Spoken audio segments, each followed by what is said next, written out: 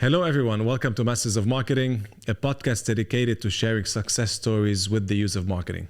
I am your host, Nassim Nasr, and in this episode, I am interviewing Nassim Nasr, the renowned Lebanese painter, where we discuss how Nassim started promoting himself and how he does today. Tune in and enjoy the episode. Nassim, welcome to Masters of Marketing.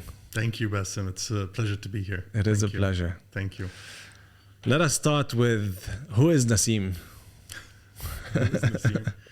When you ask an artist that question, it's got many layers to it. It's not an easy question to answer. I guess, if I really think about it, who is Nassim? I guess aside from being a father to 3 amazing children, a husband to a devoted and loving wife, and a son to amazing parents, and of course, having wonderful siblings and friends in life. I guess aside from all of that, because that's really what matters in this life, I guess Nassim is just a guy who wants to leave a legacy for himself in the world through his art. And when I talk about legacy, it's what is it that I'm leaving for my children to be proud of, for my family to be proud of, and for myself, after I'm gone, really. What is it, other than my children, what is it that I've done in the world today that I can be proud of and that will live on for a long time after I'm gone? And art is basically what I know and what I love and what I do. And hopefully that will be my legacy. And I do that through the hundreds of paintings that I've created and that are on the walls of many houses and offices across the world, hopefully allowing viewers to enjoy them, and that's who I am. It's my art, really. Love it. And when you say art, it's mainly paintings, or is it something else? Well, yeah, look, it's mainly paintings. I'm an abstract artist, abstract expressionist artist. But when you think about it, human beings were created or put on this earth to create, not only just to create more human beings, but to create. And that anxiety that we have in ourselves is really what is urging us to create. It's our body telling us create, be it art, be it music, be it design, be it painting, whatever it is. Yeah. You Produce. Could be a producer. You could be a program designer. You could be a creator of anything. Really, anything. Everything that we have around us was created by a human being, and human beings need to create. And my form of creation is painting. Now, of course, I do dabble in different sorts of art, but my main focus is abstract expressionism. Right. And that's what you do for a living. Well, that's what I currently do as my main focus. Yes. So in the past 25 to 28 years, I've been focusing on advertising and marketing, and that was my job. Over the past 4 years, I've shifted, and now marketing and advertising are my side hustle. So that's nice. What I do on the side. So my main source of income is art, right. And my secondary source of income is consulting. Hopefully, at some point in my life, I'll be able to completely stop, consulting and just focus on art. And not that I don't enjoy advertising and marketing. It's just that I want to be more dedicated to painting. When did you know that you wanted to be dedicated to art? Well, it's funny. I knew that I loved art and wanted to be dedicated to it when I was a child. Unfortunately, I'm 48, turning 49 now. Back then, when you told your parents you want to be an artist, they would say, what are you talking about? Yeah. Go do something that's going to get you a paid job. Yeah. And I got into business and marketing, and that's what I studied at school and university. And a few years ago,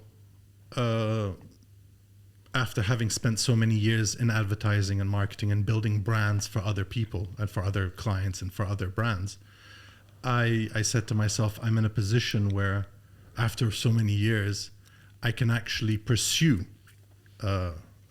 my passion, which is art.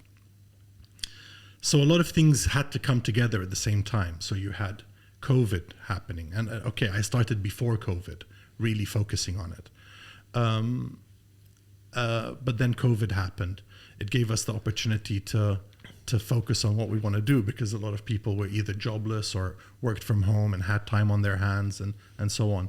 So a year or two before COVID, I was already focusing on making a shift, but I hadn't made the shift yet.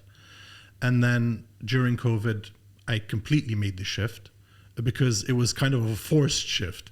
Not because I was forced to, but because it was a great opportunity. It was a great timing.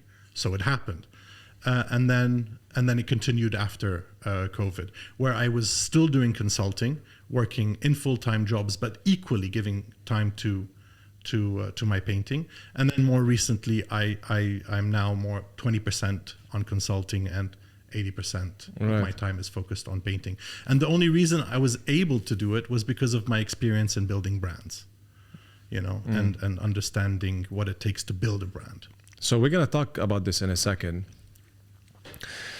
The thing is, many people in the corporate world don't like what they're doing. Mm-hmm. They like to do something else, but they're worried, scared to take that risks for obvious reasons. Yeah. Some of them, they're married, they have kids, they have responsibilities, parents to support, whatever that is. And many people would say, if I leave to try something else, how can I go back? Right? If I leave that good job that I have and I try something else. How did you do it? Well, that's the $1 million question, right? How do you leave doing what you don't love and start doing what you do love, and overcoming the fear of getting out of that comfort zone where you have a proper full-time paid job that gives you money at the end of each month to pay your bills. It's not an easy task. I mean, you definitely have to be fearless to do it. But most importantly, you have to. So when you say people love to do other things, you've got to truly do that well. Okay. So I have a lot of people that come up to me and say, we love to paint. And I tell them, okay, great. Show me what you can do. And they show me and I tell them, okay, you've got something there, but you're not there yet. So don't think that you could just quit your job today and start painting tomorrow and make a full-time job out of it. It doesn't work that way. I've spent nearly my entire life painting, but I only decided to actually make it a full-time career a few years ago, and I'm 49. So I started at the age of 10 or 12 painting, and I spent all those years doing that. When other people were playing PlayStation or Atari at the time, we didn't have PlayStation or football, I was painting. So that's what I dedicated my years to as a hobby. So today you can say, yes, I want to quit my full-time job and get a career in what I love to do, only if you're good at it. And to be good at it, you need to constantly do it. You need to practice it. It's something that you need to be devoted and dedicated to. You can't just wake up one day and say, oh, I like to sing and I want to become a singer. It doesn't work like that. You've got to actually practice singing. You've got to understand what it takes to become a singer. You have to understand how it is that you need to market yourself as a singer, how to build a brand as a singer, and so on. You need to start from the bottom, maybe singing in coffee shops, and then moving all the way up if you're discovered, as they say, and then move from there. But it doesn't happen overnight. It's something that you need to work on, and it needs to all coincide or coalesce together. Like the stars need to align, but you need to help the stars align. You can't just let them, align on their own. You've got to do something about it. Right. Makes sense. And how you've done it is by you doing that marketing, advertising job, and then painting on the side, and that painting on the side started growing in income revenues. So yeah, absolutely. So what happened was, given that I've spent 25 years of my life in advertising and marketing, building brands for others, I understand what it takes to build a brand. Every one of us is a brand onto our own. You're a brand, I'm a brand. The way that we communicate, the way that we dress, what we believe in, what our tone is, and so on and so forth. That makes us a brand. However, people are brands unto themselves, and you just need to treat yourself as one. So when I decided to completely dedicate myself to art and painting, I first started off by doing what you should do: open an Instagram account, start posting your work on that account. And again, not any work, the best work that you've done, work that you believe in, work that you think is good quality. So you start doing that. You start exhibiting. I first started in World Art Dubai a few years back, and that's where amateurs go to display their art. Then after that, I did exhibitions, multiple exhibitions in galleries, and I started to put my name out there. And then you start with a small group of people around you who start to believe in what you do and start to purchase your art, and they help you by supporting you in purchasing your paintings, allowing you to continue painting. And then that group grows and grows and grows. Of course, there's a lot more you can do and a lot more money that you could spend on this, but you can do as much as you can with the funds that you have. Right. But in the end, you've got to have great work, no matter what. I mean, you can spend millions. If you don't have the work to back it up, then really you've done nothing. Absolutely. Yeah. So that's how you've done it.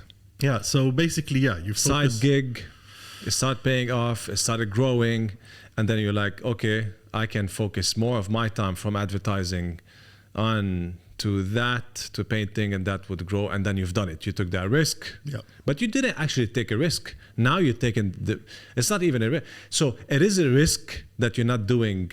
But actually, in your case, it's completely different. I think you're doing it perfectly well because you're still involved in the marketing and advertising. So you still understand it. Mm-hmm. Your name is still there. Mm-hmm. People still call you. Yeah. But you're focusing most of your time on painting. Yeah. And when you know that painting is 100% guaranteed job or business, then you don't need to, then you reach a place where you don't need to do any more advertising and marketing. Absolutely. So, absolutely. And I just want to say that it's not that I don't want to do advertising. I love it. I mean, I've been doing it for 25 years. I know that you love it. But it is not my calling or my passion. I'm good at it. It's something that I taught myself over the years. But deep down, what I love is art, is painting. So, got you. Yeah. And you just covered how you started to market yourself. So you started with an Instagram account, and you started from small groups to exhibitions. Solo exhibitions with others. World Art Dubai, for example, that's a great platform for amateur artists to start with.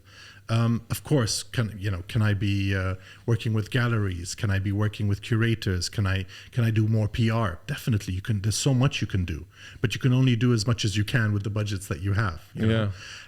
But again, like I said, if you have great work, if your work is amazing and you post it online on Instagram and then you push it on Instagram to get to the right audience, there is a market for it out there, and you just have to hope that what you're creating is liked by the viewers and that they're interested. Right.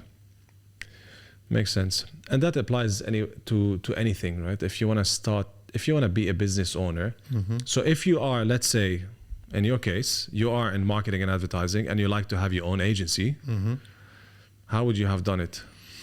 Well, and you want to have the own agency because you want to be the number one, not number one, but you don't want to have people above you to tell you the direction and the dreams or whatever, right? Yeah. You want to build it yourself because many people are in that space as well. They are, let's say, photographers that work for companies and they want to be their own on their own. How would they do it? Yeah. And if you, as a marketing advertising person, if you wanted to have your own agency, how would you have done it? Okay, well, when it comes to advertising, the way I would do it is, number one, I would team up with 3 or 4 people like myself. So let's say I'm a client servicing person.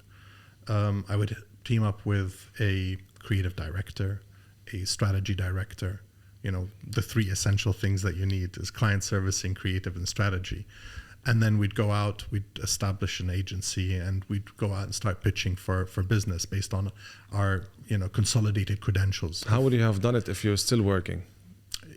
if you're still working in advertising. And advertising. Talking about your, right? So doing what you love. Well, I mean, ethically, you can't open your own agency if you're still working for an agency. So you'd have to quit your job with that agency and then. And that is a big risk. Well, of course it is, because it's an extremely competitive market out there. I mean, advertising agencies have become, their product, their offering has become commoditized to a point where, it's ruthless. The rates are going down. They're competing against each other, some at cost or below cost, just to bring in the clients, to keep the revenue, coming in. So but if I were to do it, I would go in more as a consultancy, because consultancies are paid more, respected more. They bring more. They're perceived to bring more to the table versus the standard advertising agencies as we know them today. Right. And then from there, you grow it to. You just need one client to come in, pay the bills. Yeah.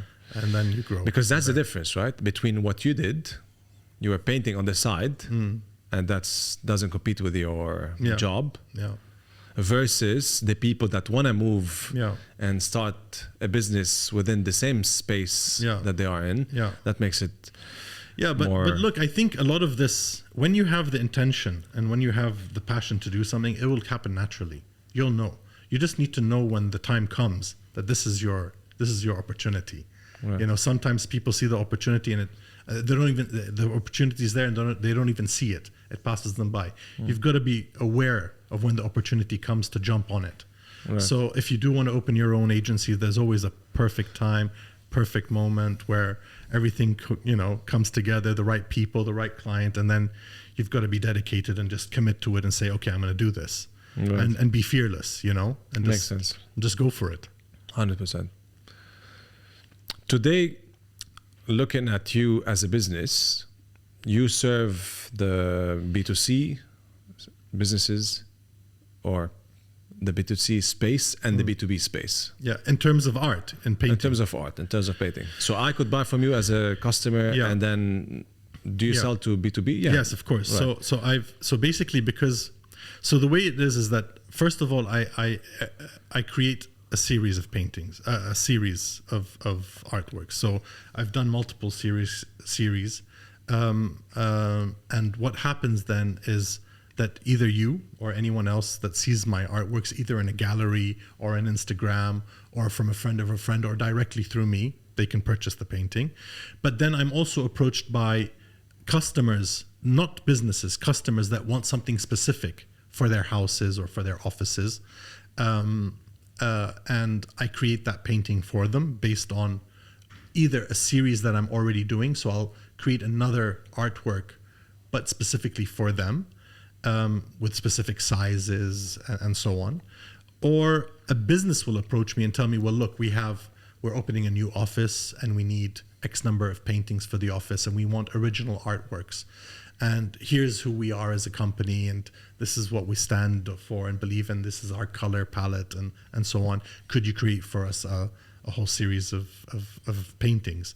Either they will say, we actually like the series you're currently working on, could you create for us more pieces in that series, or can you come up with something completely new for us? And I can do that too, and I've done that, and I do that for multiple companies. I've done it for A.T. Kearney, I've done it for Majid Al-Futtaim, at Tamimi, and a few other companies. So you serve the B2C and the B2B. How do you market yourself today? Well, okay, so in the very beginning, it was basically, like I said, through Instagram, through network of people that I know. Again, I've been in Dubai for 28 years, so I know many people. That helps a lot. And then, of course, through exhibitions. Today, so these people, how did you called them and you told them? No. They contacted me at the beginning. Yeah, I've never contacted anybody. People will reach out to me. I don't go out fishing for because business. of your network and because you're posting stuff on Instagram. People will come to me. I don't go knocking on doors. So when I've created a painting or a series of paintings, I've posted it. People will approach me either asking for that painting or specific paintings, or if I could create for them something similar or specific for them. And businesses will do the same. And then when you start with one business or one person, then word of mouth kicks in. So one person tells another, tells another, tells another. One business tells one business, and they tell each other. So word of mouth is the oldest and first form of advertising, and is still the best form of advertising till today, right? So because it's come from people that have actually experienced it, Yeah. So yeah, but again, none of this would work if your work wasn't good, if you don't deliver. Even when it comes to,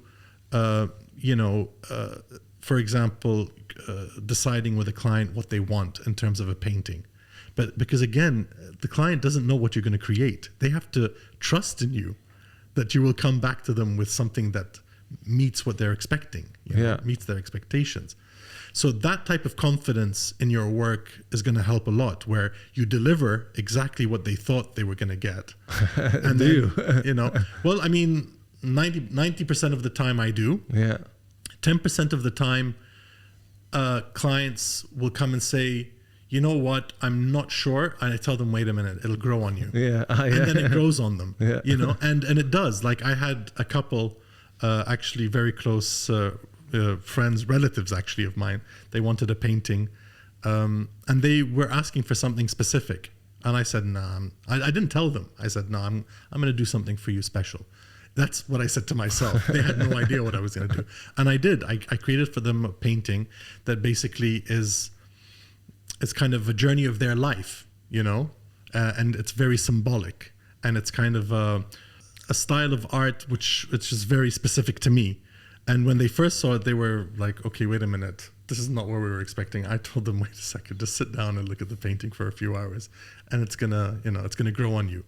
The next day they called me and they told me, yes, it's grown on us for sure. And everybody who's seen it loves it. Yeah. It's because people don't know exactly what they want, you're right. So they just have to trust you, and you have to trust that you know what they want. Yeah. Yeah, you're right. Especially that you've done so much work already. Like now, if I ask you for a painting, I know it's gonna be nice because I know, I've looked at tens of your paintings, so I know your style. I like this style, so whatever you're gonna create is gonna be nice. Thank you. Right? Maybe that's what it is, right? Well, I guess. I mean, look, yeah. I mean, we have our good days and our bad days. Like for example, when sometimes I create paintings that I can't. I just don't enjoy them. I don't like them, and I'll paint over them. And my wife would be saying, "What are you doing? Why are you painting over that painting?" I'm like, "Because I don't like it." And she was like, "Are you crazy? It's one of your best." I'm like, "It's one of that's what you think, but it's not what I think." Awesome. So it's I don't know. It's hard to explain, to be honest. Right. Okay. So going back to how you market yourself today. So you said social media.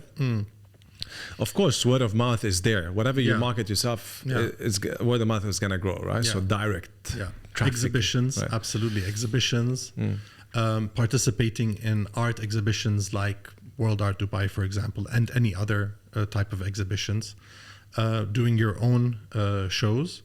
Of course, I don't work with influencers because that's not, when it comes to art, you don't work with influencers, but you work with interior designers, for example, right. Designers. So partnerships with absolutely. So what you do is you tie up with interior designers, and they put your work in front of potential clients of theirs that are looking to either create art for their houses or their offices. So that's another way. And I have a lot of connections and partnerships with interior designers. Right. Not just interior designers, but designers too. So okay. Yeah. I have a couple of people in mind that I could introduce you to if you're interested. Thank you. Yeah. That I know quite well. Sounds great. So social media. Yeah. Exhibitions, strategic partnerships, like with interior designers. Right. Do you ever have like a website? Do you optimize it with SEO, for example? Do you run ads, Google ads, for example? To be honest, I only started Instagram a few years ago, and specifically for this. So before that, I didn't know anything about Instagram. I mean, I know that people used it for, checking out videos and pictures and stuff, but I was never really part of that. And I opened my first Instagram account when I started to, promote my art. Until now, I'm not really good at it. So I know how to take a picture of my painting, post it, I think I can post Boost it it. and boost it. I Yeah. know how to boost it. I see your ads sometimes sponsor that. Yeah, but that's about it. And I've realized that that's really all I need to do. And that's enough. Well, it's been enough for me. Yeah. I don't know if it's enough or if I could do more or better. I guess I need professionals like yourself, for example, Right. to tell me what I could do more. But don't forget, this is art. So there needs to be a level of classiness that I'd like to maintain, you know? Yeah. When I promote it, I just want to show them my work and I want to show them who I am. I don't necessarily like to show myself painting. I don't feel that it's necessary for me to show people my painting. And not only that, it takes me a long time to finish a painting sometimes. So imagine me having to put the camera there and move it. And it just takes away from the process that I'm going through to create the art. And I don't want anything to take away from that. So when I'm when I'm doing my painting, I don't want to have to be thinking about, oh, I need to get a camera and put it and... Makes sense. And I'm not even really good at doing that. Yeah. You know, so all I want to do is take a picture of the art that I'm doing, take a picture of myself now and then so people know who I am. Yeah. You know, so they can say, okay, that's the guy who's painting this painting. Right. And that's it. And then, well, look, PR is something that is very important. But again, it's not for free. So it's something that you need to spend money on. You need to get a good PR company to work with you, to put your name out there more. It's something that I'm interested in doing. I haven't done it yet. But I think there will come a point where I will start doing that. To do what in PR? To publicize me more, to write articles about me and what I do and so on, to get TV slots, radio slots. Not necessarily, just articles in print media or on digital media, where they write about the work that I'm doing, basically. So, and it's good. I believe in PR. It's a very good channel. Of course. So, yeah. Makes sense. And today, are you satisfied with the revenues, with the sales that you're making, or you like to grow it more? Well, I'd always like to grow it more. Okay. But again, I don't want to be a commercial artist, I'd like to be a fine artist. I'd like every painting of mine to have a meaning and have a story, and for it to have a purpose. I guess I could increase my revenues more. There's many ways you could do that. You could actually, by building your brand name more, you could do less paintings and charge higher prices. If you don't want to focus on just the brand name, and you just want to be a commercial artist, you could paint a lot of paintings and sell in volume, which is not something I'm interested in doing. Because, I truly believe in the art, not just for it to be a decorative piece to put on the wall. I want it to have meaning. Yeah. So there's a lot of ways you can go about doing that. About marketing yourself to make more money. So to make more money, you can either charge more, or market yourself more, or reduce your prices and sell in mass, which is So it depends on who you want to be as an artist. What do you want your art to mean and to represent? So again, there's no right answer or wrong answer. What I would love is to paint less and charge more. And charge more. Why? Because then I'd have more time to think about what I want to paint. The painting part doesn't take much time when you're good at it. It's knowing what it is that you want to paint that takes time. So sometimes it would take me a month to come up with a concept or an idea. Or to sit down and think, what is it that's bothering me today, or what is it that I want to talk about today through my art, and then it might take me a few hours or a few days to paint the painting. Right. So if you have more time to observe the world and observe yourself and to think about it, then you have more time to come up with more unique art and better, better pieces, I guess. And then the question is, why don't you charge more? Well, I guess like any other brand, you've got to get your name out there more and become more, I don't know, famous or popular to be able to charge more. So what do you need to do to get there? If you want, because you want to get there. Yeah. You want to charge more. You want to be more known because you mentioned PR. Yeah. So what do you need to do, you think, to get more known in a faster period of time? Well, I think getting on board with a gallery, or making partnerships with curators and galleries is one of the things that will help elevate your name. Today, if you're represented by a very well-known gallery, then yeah, that helps, because they're the ones who have the big name collectors. They're the ones who can bring you the higher prices for your art. Having your works auctioned or put in auctions is also another thing. But again, that takes time. What takes time? What do you mean by it takes time? Because look, I don't know. Before you answer, I don't know. I really don't know. I look at your paintings, and I look at famous painters, and they're exactly the same quality, right? Same quality. And I'd be like, because I have a couple of your paintings, right? Yeah. And I could say easily that these paintings are a couple of $100,000. Yeah. Easily. And nobody would know. People would be like, yeah, it makes sense. Yeah. Right? And people that know, like my brother Simon, when he came in and he saw your first painting, and you know the story, he's like, man, there's so much work being put in this, so much thought, so much creativity. So you could easily say, so what is that? Yeah. You say time.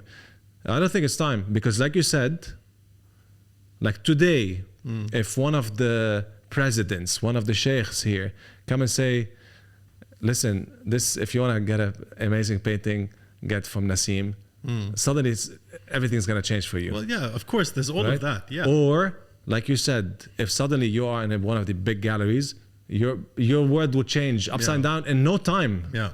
So I don't think it's time. Well, look, you've got to be represented by the right people. You've got to be represented by the big names. And in the art world, it's different. You've got to be picked up. What's the price of your painting and today, now? What's the price of a painting? Like 180, like 200 by 100?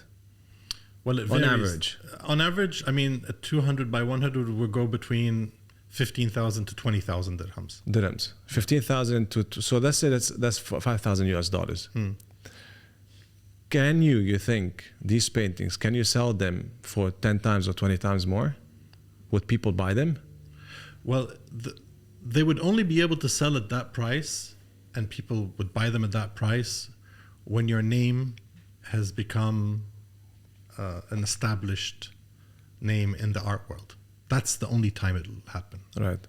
That's the only time. It comes down to the name. So what do you need to do to get there? That's what I'm working on. Look, that's what I'm working on. I need to be, noticed. I need to be represented. I need to get the people that matter in the art business to consider me and take me on board and help me, continue my path. Yeah. It is the way it is. Now, the art world is a tricky world. It's not easy, But like I said, working with a gallery, a top name gallery, working with top curators and so on is really what helps you. What is a curator in your case? Curators are, how do you put it? People that are professionals in the art world that, have the good eye for good art, I guess, if you want to put it in its simplest form. And what would you do? What would they do with your art? They'll promote it for you. They'll put you on the, they'll put it on. They'll put you on the scene. And I'm asking you this not for you to, of course, first of all, for you to think maybe a bit more and maybe get some ideas, or maybe I can help you to get to where you want to get. But that's a question that we all ask ourselves today as business people or as freelancers. Yeah. So today I'm in business and I want to grow 10 times more. And I'm trying everything. Yeah. Podcast, getting people on board, standing out, doing more videos, which nobody does, putting money on it, investing in SEO, investing in ads, doing strategic partnerships, exhibiting, speaking at events, writing for magazines, like doing so many things. Yeah. And we're all asking ourselves all the time, what is that one thing that is going to take us to that space, to that place? Luck. I'll be honest with you. I mean, look, I don't believe in luck, man. No, I know. Okay, maybe. And if I say luck, then I'm not going to do anything anymore. I'm just going to sit and wait. But I have seen luck. But the thing is, when luck happens, you either have to grab it by the horns, or you just don't even know that was your time. I've seen people that have just been elevated, to the stratosphere by pure luck. Door opens, they're at the right time, at the right place. People are interested in their work, and then they just explode. Yeah. And then they work on it. They don't let it go. They take it they milk it. Mark, I'm with you on this. Yeah, I'm with you, and I agree. But you have to work it. You have to work it. What you're doing right now. Yes, you can't just sit down on your laurels and think, okay, it's all going to come to me. On the contrary, you have to work hard. But then again, you have to work smart, not just hard. You have to be smart. You have to be fearless. So you think you could do more smart things that you are not currently doing? Absolutely. There's always so much more that you could do. But then it comes to, do I have the time? Do I have the patience? Do I have the money? Do I have the dedication and devotion to do it? Now, a lot of artists, and you'll notice that they have no idea how to market themselves. None whatsoever. Because that's not really what they do. They just paint, right? And then they depend on others to come and do that part for them. The only difference here is that I've done it all for myself. I didn't use anyone's help. I literally did it all on my own. That's because I'm doing the painting and the marketing for myself. Now, I also know how to, talk to the right people. I have the right network of people around me. So this helps. But usually artists in general, they don't even like talking about their work. Right. They're more introverted than extroverted. Not all of them, of course, but they don't have what it takes to understand, what you need to do to build a brand. Yeah, you're right. Yeah, I know that. Most people don't know how to market them. Most businesses that I speak to, they don't know how to market themselves, including you. You work with the biggest players. Yeah. They don't know how to market themselves. Well, they always say the carpenter's door is always broken and the shoemaker's shoe always has a hole in it, because people spend too much time focusing on other people's businesses versus their own to promote themselves. I mean, in terms of promotion, self-promotion. Right. So, yeah.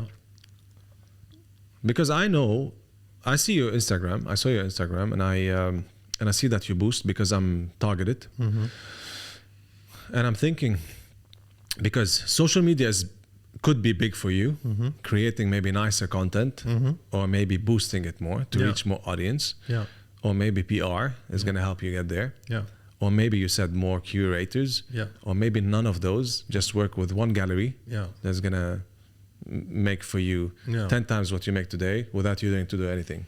And the question is what is it? I think it's do you know what it is? I think it's a combination of all of them.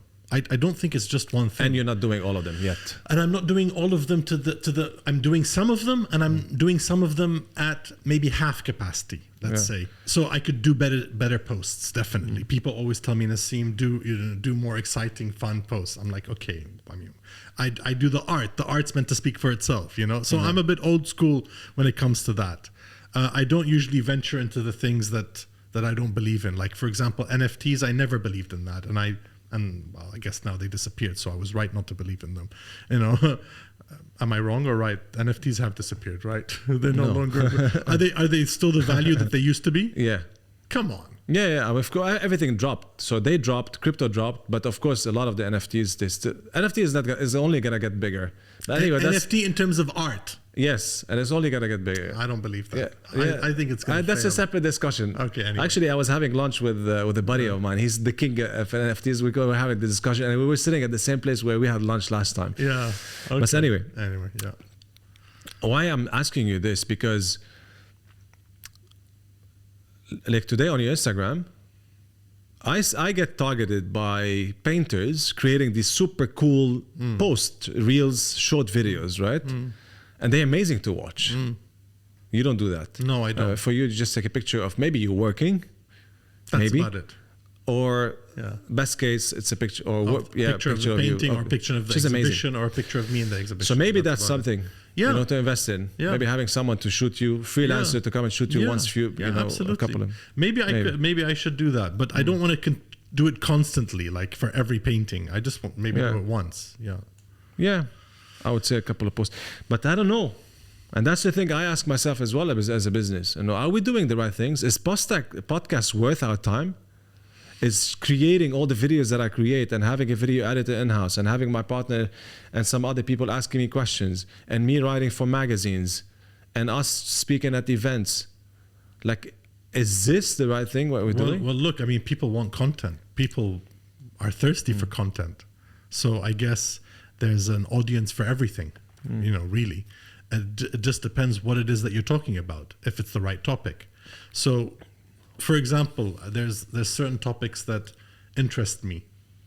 I will go and try to find that topic wherever I can find it, be it on YouTube, be it on Instagram, be it on Twitter, be it on wherever, podcasts. Whoever's talking about it, I will listen to them. Right. But again, people are looking for specific type of content or any type of content. And yes, I mean, I guess there's a market for everything. 100%. You're boosting your post on Instagram. Are you getting business from it? Yeah, I do. You do? So every time I boost, I end up selling a painting. Every single time. I mean, so you don't boost all the time? No. So I don't boost constantly. Basically, if I have a new painting that I've just finished, okay, or a series of paintings, I boost them. If I have an exhibition, I boost it so I can tell people that there's an exhibition. But every time I have boosted, I have sold. Right now, I think I only have 2 paintings left from a lot of paintings that I've sold. So yeah, it does work, definitely. Okay. So if you keep on boosting and if you put 10 times more money on Instagram. No, but you see, yeah, but then you're talking about the value of the painting. Would that go up? Is that your question? Know, because if I think about it in my business, in my business terms and in my business thinking and in my marketing, if you're making money. Yeah, but how much? So you see, I want to increase the value of my art. So yeah, right now I'm selling it at a price where it's not very affordable, but it's not very expensive. You know what I mean? Yeah. So